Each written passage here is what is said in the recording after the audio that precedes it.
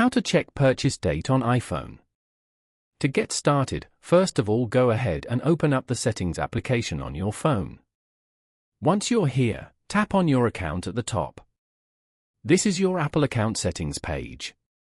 You can view and manage your personal information, sign-in and security, payment and shipping, subscriptions and other account settings from here.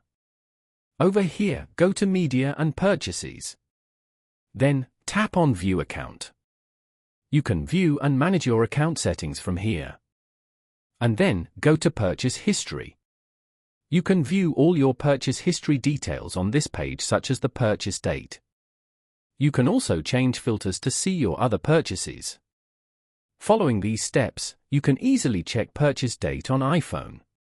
Thank you for watching. Please leave a like if this tutorial helped you, or leave a comment below if you have any questions related to the video.